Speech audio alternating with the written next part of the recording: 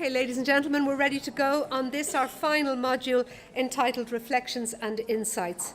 Now, this is an opportunity to reflect on what we've heard today and pull together the various strands, both at the theoretical and the practical levels. Now, to help us with this task, we have three different perspectives: from enterprise, from academia, and from the world of matching skills and qualifications with the needs of the economy and society. Our panellists for this session are Siobhan Kinsella, who works with CPL, and her many other roles include Chair of the Dublin Regional Skills Forum. We've got Tom Collins, who's Chairperson of the governing bodies of the Dublin Institute of Technology, the Institute of Technology in Tallaght and the Institute of Technology in Blanchardstown. That's a lot of institutes. And we also have Regina Murray representing Microsoft. Each will speak for approximately 5 minutes, sharing their own reflections on what has struck them about the various contributions today and what they see as the key themes and ideas that have emerged. And I'll follow up to clarify or amplify what they say. We'll then open proceedings to the floor. Bear in mind that this final panel are not experts in everything that we've heard today, but they do have perspectives about the significance of the conference theme of digitalisation and where we all need to accelerate our collective efforts or take stock and maybe tread more carefully. So our first speaker is Siobhan Kinsella, Director of Learning and Development at Recruitment Specialists CPL. Her role involves designing organisational programme solutions to enable delivery of private and public sector contracts in the skills and learning and development areas. Siobhan is involved in a number of significant skills initiatives, including as Chair of the Dublin Regional Skills Forum, and she's also Deputy President of Chambers Ireland. Ladies and gentlemen, Siobhan Kinsella.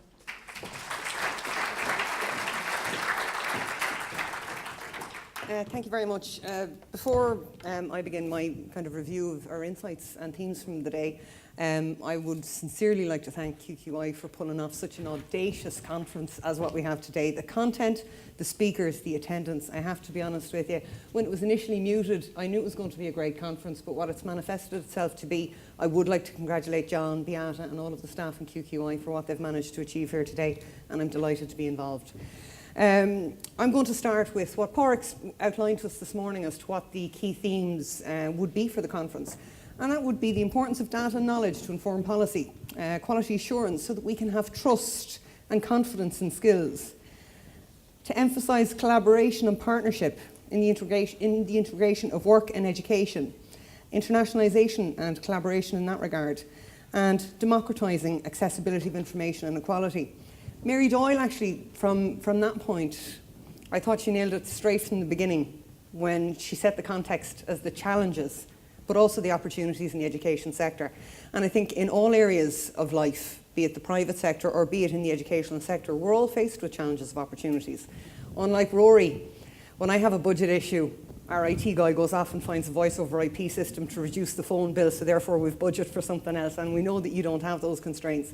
But I would be mindful of the fact that in the private sector, an awful lot of innovation, an awful lot of change, an awful lot of technological adaptation comes from need. Budgetary need for productivity. And it's something that we have the benefit in the private sector through challenge or through opportunity, whichever way you prefer to look at it. I prefer to look at it as opportunity when I'm articulating it to other people. But you adapt to those technologies normally just to enable increased productivity at a lesser cost or just to keep up with the competition. Mary went on to elucidate that the pace of change in this regard is unprecedented. And as our speakers went through the morning, they went through that in a little bit more detail. And the implications for teaching and learning I found really, really interesting. And some questions I'm going to raise at the end of my synopsis, you probably won't be expecting from me, but I think that they're well grounded in what I understand in the education community, how awards are constructed, the integrity of them, and what the business community actually wants and whether or not we're being selfish in that regard. Dr. Stephen Brennan I found really, really interesting. He was fantastic. I have to say his energy was just infectious. But the impact of digital in the traditional economy, one of the things that he raised was why does a plumber or why does an electrician need digital skills? And he elucidated perfectly, just by a simple example of putting his job up on tradesman.ie, how our world has fundamentally changed, how the composition or the manner in which educational qualifications or educational pathways are achieved to be practically applied in the real world have to change. And that to me drove home just the fundamental difference of it, because when that plumber trained, it was probably 30, 40 years ago. but he's adapting out of need. And it's people's adaptivity to the challenge and the skills that is key. William O'Keefe from the EU Commission, I thought, framed it nicely when he used the Coder Dojo example. And I remember having Bill Lau at a conference to speak to us a number of years ago about this new concept of Coder Dojo. And nobody had a notion as to what he was on about. And we were talking about the private sector here. You're talking about teaching my 10-year-old to code. And CPL actually did our own Coder Dojo as well with staff's children and then some clients' children. And the impact of seeing your small child adapt to technology so quickly and create an animated program or what have you, it just shows you that their familiarity and the intuitiveness of how this is done is actually part of the skills for the future. When we went on then to Eleonora, I found it really interesting because we were talking about automation, digitalisation of processes and coordination of platforms. And what I found really, really helpful in that regard is, you know, as long as we engage in social interactions, there is some still use for us humans, that it isn't, as Peter went on to as well, that all of our jobs are going to the robots. But from Peter, and I'm grateful to call him a colleague, and I've had the benefit of reading many of his papers in the future of work on diversity and inclusion and the benefits of it. Change has never happened so fast, nor will ever happen as slowly again. And I think that's the key to what we're talking about here today. And the impact that has is on the person. And the person is the person who adapted the technology to their will, who adapted the technology to increase productivity, who utilised their creativity, their innovation, their skills, and their body of knowledge. And education to me isn't just the manner in which the information is disseminated or the tools used to achieve an aim. To me, education and my own education, when I went back to adult education, it was to open your mind, to learn to discriminate between information sources, to know what a robust body of knowledge is, to critically analyse, to be able to look at things in context, out of context, and have a dissenting view from the masses if needs be. That to me was education. The transversal skills, which I'm going to mention in a second in the context of the education systems, is something that can be incorporated into it, but is not the sole responsibility of the educational system. And I thought that Peter called it out, and I think you weren't expecting it in the context of employers. We are selfish. We work in budgetary cycles. Yes, we're very, very interested in our sectors. We're very, very interested in future skills. But by the same token, we have a budgetary cycle. Ordinarily, we have shareholders, and we have to achieve certain aims and goals. The only way that we can achieve those aims and goals is through talent and through technology, through delivering a competitive advantage, be that somebody's creativity, innovation, ability to spot an opportunity. But if they don't have the smarts, the body of knowledge, the capability, they never would have gotten past interview. The interview point is the point at which we discriminate between individuals based on those transversal skills, their attitude, their ability to elucidate on examples of portfolios of work that they've completed in the past. So I have to be honest with you, completely deconstruct the education system to the benefit of employers. There's certain things that, yes, can change, can adapt, but there's certain things I would caution against as well. When we went on to Victoriano, and I can't say this word, so I'm going to just apologise in advance. The Groningen? Thank you. The most important piece of that wasn't, and I do think it's important that we do have education repositories, and that you can have the mobility and the accessibility of your educational qualifications, particularly in the context of how they're doing it with refugees. And we saw that recently at the Irish Reference Group on EU Skills Initiatives, also hosted by QQI. But privacy, trust and learner mobility is hugely, hugely important. The privacy and trust element of it, I think I would lean on the most. Siobhan, you've got about another minute. Great. I'm going to finally move on to a couple of questions. And that is, what is the system level responsibility in the context of education and learning and development and technology? Technology is a tool. Yes, it is the currency of our children. It is the currency of the world. But what is the system level response? And I would caution against anything that undermines the integrity or the quality assurance of third level education and further education and training. Yes, review and relevance of the content and awards and how they're constructed and whether or not they're too unwieldy for what's currently required. So there is merit to that stackable concept that you can take awards rather than just having them limited to specific awards. And some of the elective modules that are undertaken in the American context are very, very helpful. The content, the manner of delivery and the assessment, yes, have to change with the times. But the function of education, first and foremost, is the ability to learn to discriminate between information sources and to be able to form an opinion or contextualise your situation or information to the benefit of the world around you, as a citizen, to your children and to your employer. Learning to think critically, badging and stacking, as I said, is really, really important. But at all costs, whether badging and stacking and credentialisation of every single thing is appropriate, I'm not necessarily sure is the case, because as an employer group across the world, we discriminate for you in that regard already. It doesn't necessarily need a label. I can find out whether somebody's competent and capable in a particular body of knowledge very, very quickly on an e-portfolio, portfolio of skills, or if I question them with any kind of real depth as to the type of work they've undertaken in the past. I would suggest that with the amount of challenges or opportunities available in the educational world and what you're already facing, I wouldn't necessarily try to do too much in that regard.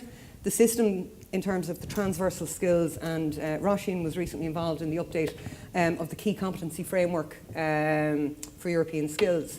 And the work that's involved in that, they're the skills that make us human, that make us employable into the future, that ensure that technology will not take our place or artificial intelligence will take our place. Those skills are hugely important, but so is the body of learning, so is the construct of knowledge, so is the pedagogy behind how it's created. It does need to adapt, but technology in that context is a manner in which your aims can be achieved as opposed to an aim to be achieved in its own right. Thank you.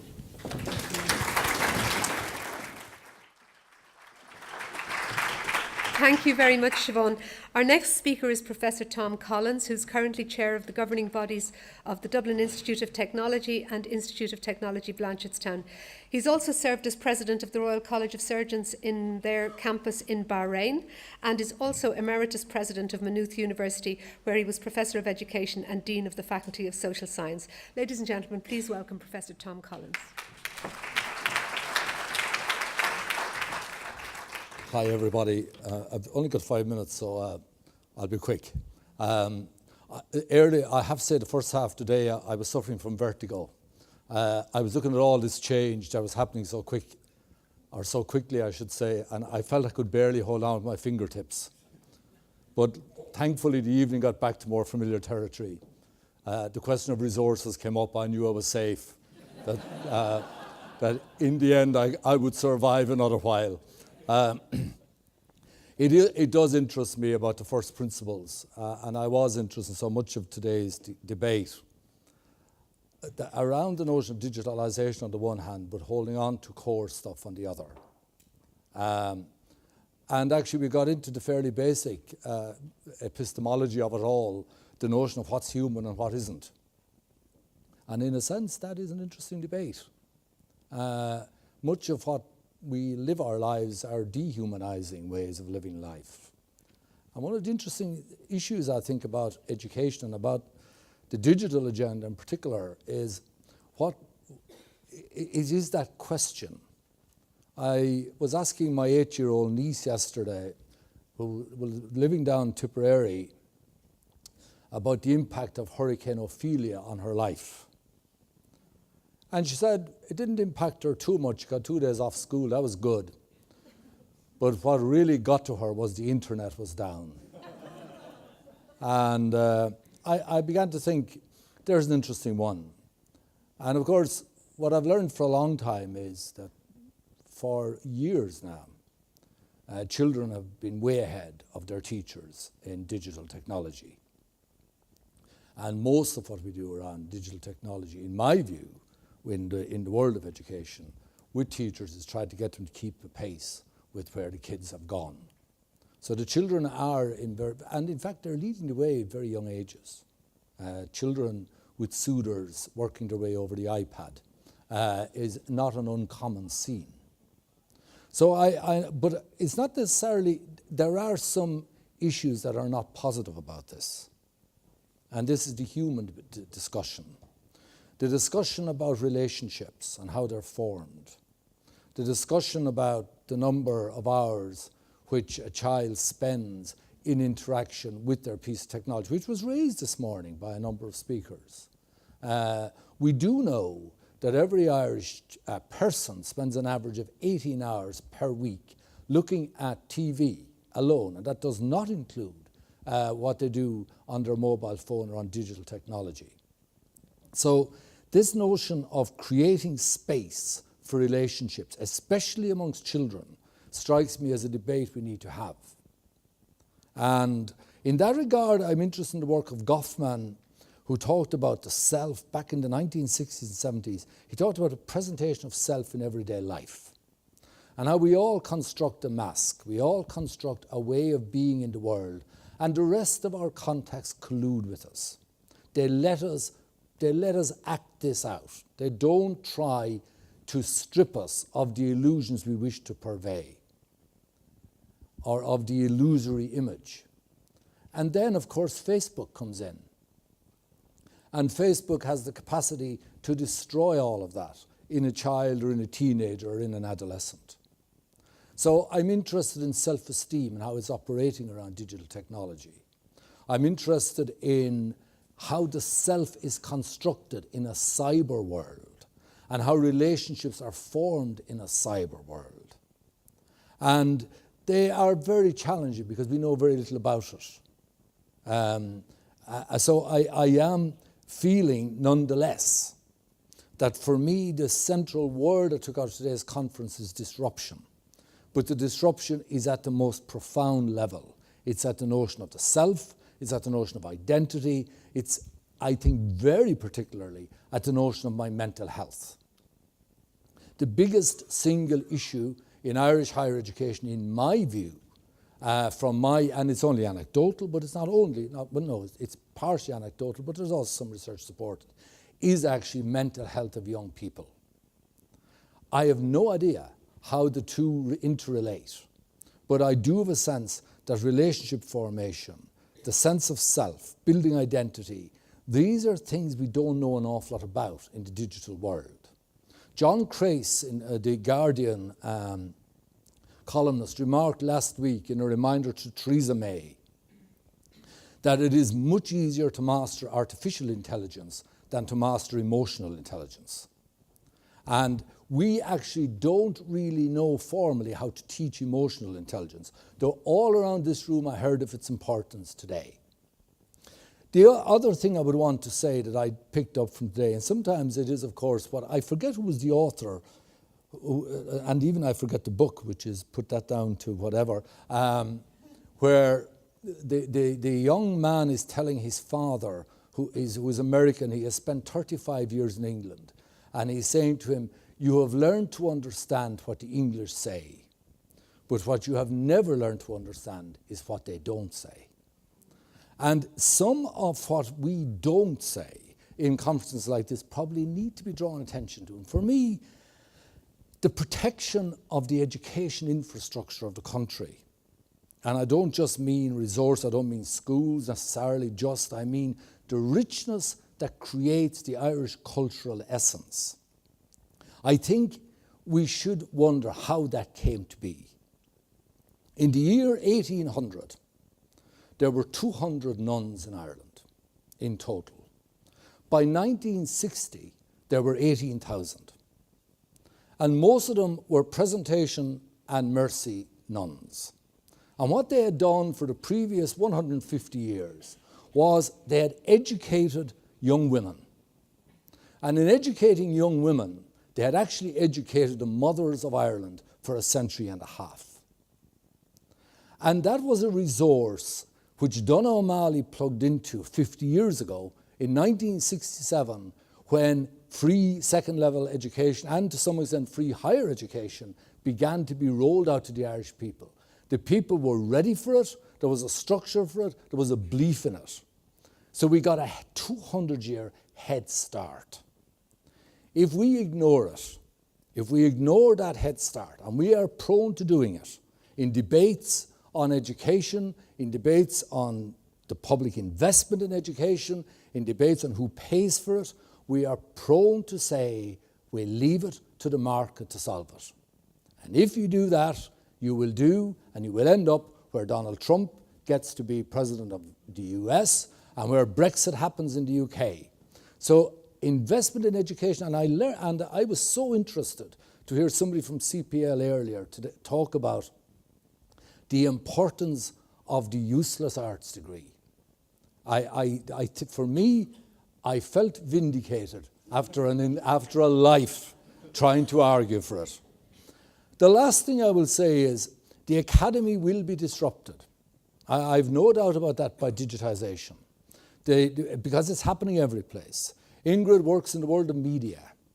Media has been turned on its head by the digital world.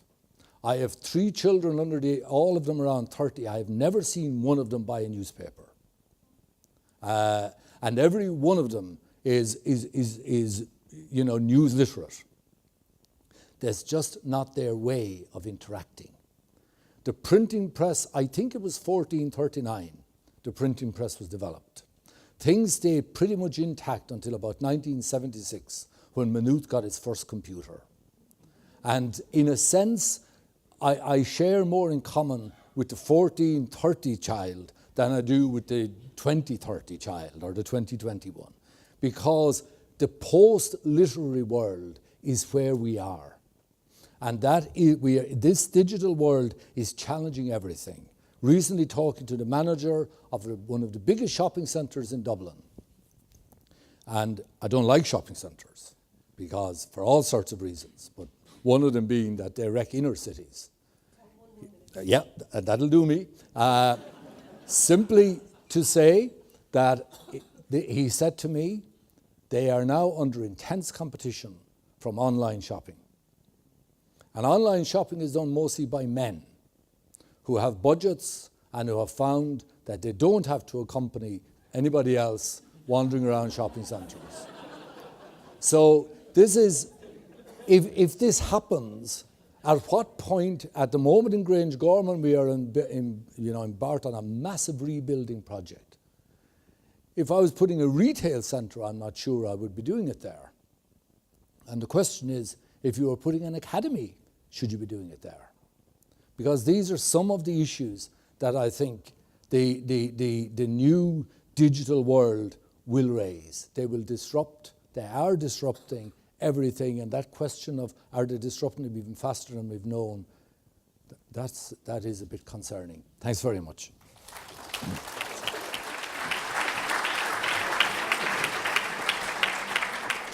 Thank you so much, Tom. You've reminded me that a couple of years ago I went to New York with my daughters and we went to see this wonderful musical called Avenue Q. And it is a very, very funny musical, and it's about puppets in New York. But there is a wonderful song in it called What Can You Do with a BA in English? And I strongly suggest that everybody look that up, because it is really funny. Anyway, turning to more serious matters, our next speaker is Regina Murray of global technology leader Microsoft. Regina leads Microsoft's education sector in Europe, the Middle East and Africa, and in that capacity she's worked with education ministries, educators and students on the transformational potential of technology for teaching and learning. Now, apart from a broad range of roles, including leading sales and marketing businesses in both Europe and the United States, Regina spent 2 years leading Microsoft's training and certification business in the Pacific Northwest, obviously very relevant to our proceedings today. And she's a member of the Business Information Systems Advisory Board at University College Cork. Ladies and gentlemen, Regina Murray.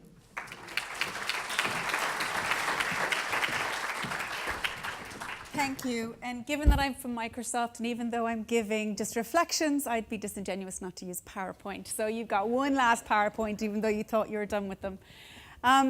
So my reflections, I thought the day was just amazing. So thank you very much to QQI for inviting me to speak, participate, and I got to listen to it from beginning to end and give you just a few of my reflections on listening to the speakers and certainly things that we see in an industry. So I'll give you the industry perspective, but also from the education perspective and what we've seen through education entities across the world. I think Pete, I think Mary Doyle, all of them touched on this fourth industrial revolution and how all these businesses are disrupting traditional industries. I think one of my reflections is it has always been the case, even with previous industrial revolutions, that policy and legislation often follows. And it's so critical when you think about some of the grounds and some of the territory that we're hitting with some of these disruptions, whether that's Uber, for example. I think the Irish government did a really good thing by ensuring that the Uber drivers had to have be registered taxi drivers as opposed to just random drivers who could get in their car.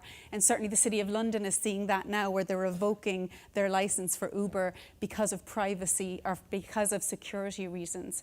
So again, the legislation is key. I think when it comes to students and when it comes to learning, what's so important is how do we prepare students for this world where these businesses and the skills that they look for that will move economies forward maybe weren't appreciated 10 years ago or weren't what was focused on 10 years ago.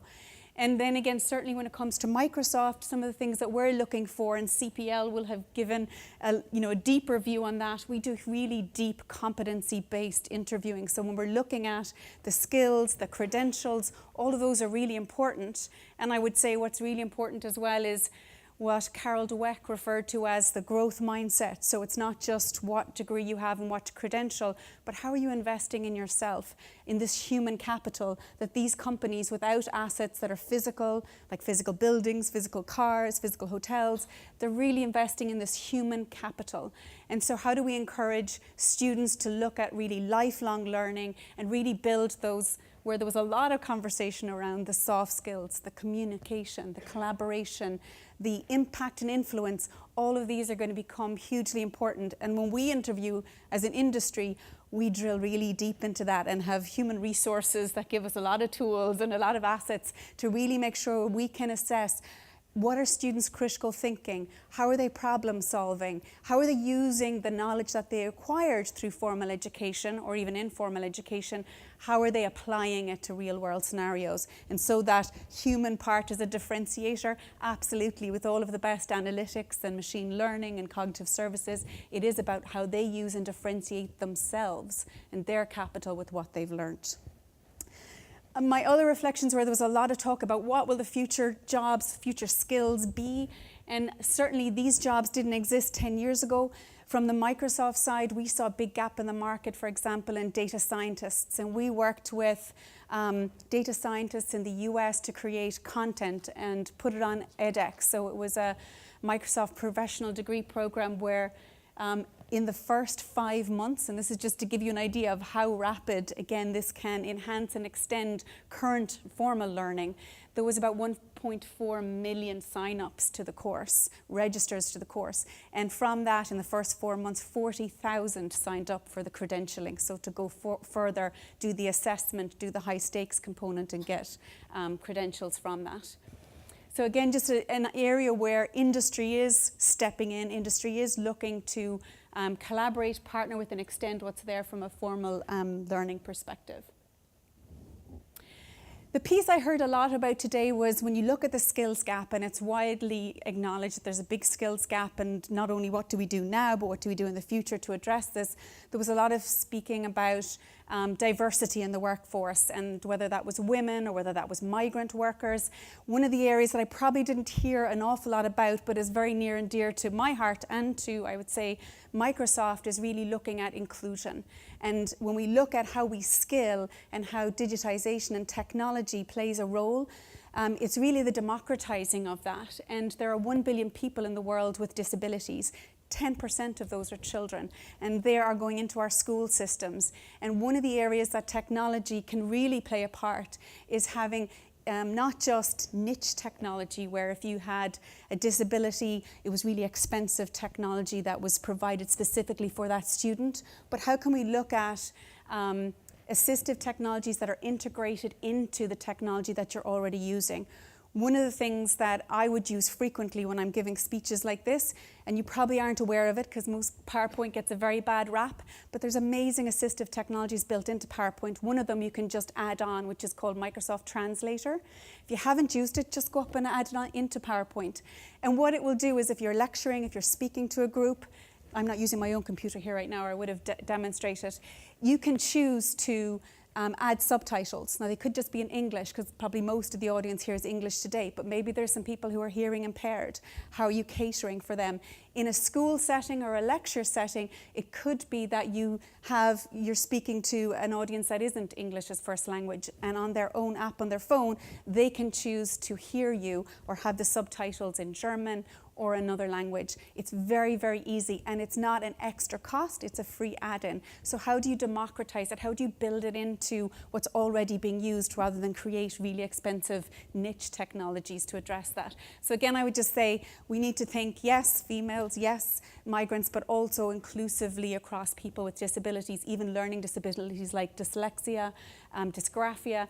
There are tools that we would build into our software that are, again, just add-ons that you can leverage that have really profound impacts on teaching and learning. Public-private partnerships, I'll just speak to a personal, I think there was a lot of touch on this, and do you really, listen to business and what everything business wants? Obviously not, but there is some learnings to be had, and I think it should be, yes, a long partnership. One of the it was read out my bio, I work with University College Cork in their Business Information Systems department. They do an amazing job of really connecting deeply with industry, both locally and nationally and internationally. They have a really strong alumni that informs their curriculum, informs their direction, connects with student placement. Again, I'm always astounded by just how forward-thinking that department is and the great work that they're doing to really keep connected and have their students have the best learning opportunities and experience opportunities through their programs. Being really, I think I was 5 to 7 minutes. I'm probably closer to the 7 minutes. The rise of alternatives, I think there was a good bit of coverage on the credentialing, the learning as a service. We're doing some pilots with universities around how they provide learning as a service. We get a lot of requests because Microsoft owns LinkedIn on how you leverage lynda.com and some of the professional development content for both faculty, staff and students. Again, it's very interesting and I think it was well covered by a lot of the speakers today. LinkedIn, again, CPL probably sees a lot of this when you're doing interviews now. Before you're even if it's by phone or whatever, someone's looked you up. They're already looking at your LinkedIn profile and they're seeing, yes, what credentials you have, what you've done, what your experience has been, who's endorsed you. And again, this is disrupting how we connect people to jobs. And one of the areas that I see huge potential in the whole predictive analytics and artificial intelligence is how do we use this to predict future job gaps and future job skills and do assessments of marketplaces. This was covered a lot. The one thing I would say about artificial intelligence and cognitive services is getting really good at pulling in a lot of data and actually being able to read facial expression, being able to read if a class is with you, if all of you are tired at the end of the day, are you listening, are you with me, and being able to use that information and use that data. And then the predictive analytics with looking at not just do we predict someone's going to get a result, but how can we make interventions if we know it ahead of time to reduce dropout rates and make a better, again, learning experience for students. Before I click on, actually it's going to click on it, I'm going to back it up before it goes there. My last piece is a video and I will close. It's to really show what some of the technologies can really do and where it's going from a very immersive, personal experience for learners and how it can impact teaching and learning experiences for students. And this is some work we've done with the Cleveland Clinic and Great Western Reserve University using HoloLens, where they've loaded all of the anatomy curriculum for their medical school into HoloLens. And so it's just something to leave you to think about on how it can transform teaching and learning. It's supposed to play on the click. Let me go into it this way and then I'm done.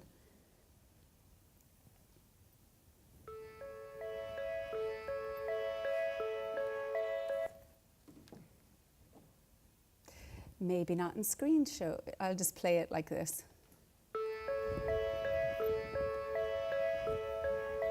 The HoloLens is absolutely the most amazing piece of technology. Within 5 seconds, I realized that the world had changed. It was an immediate realization that this is something exciting and we have to be a part of this. Seeing things in 3D is something that you could do before with some glasses, The thing that the HoloLens gives you is the ability to walk around those 3D objects and to really experience them as if they're in the room with you. It is augmented reality, it is mixed reality. And what that means is I still see you, I still see this room and everything around me, but the digital content is inserted into the room as if it's actually there. As a teacher, I can see what they're all looking at. And that's something that we think has real power. It's actually opening up our interactions with each other. The biggest drive is getting the anatomy curriculum completely done by the time we move into the new health education campus. Today, we and the Cleveland Clinic are constructing a state-of-the-future health education campus. Our students will learn using the most forward-looking educational programs. HoloLens is a key part of this. The actual act of dissection hasn't changed in generations. We have to be much, much more effective and efficient. The biggest thing about medical school is there's just so much information and so much knowledge you're being asked to learn. HoloLens is going to enable us to teach in an integrated way and to look at the body in ways they haven't been able to see it. It's sort of having X-ray vision, seeing through the skin. My mind was just kind of blown. When I tried it on, it was perfect. It's really hard to understand what the anatomy book's trying to tell you.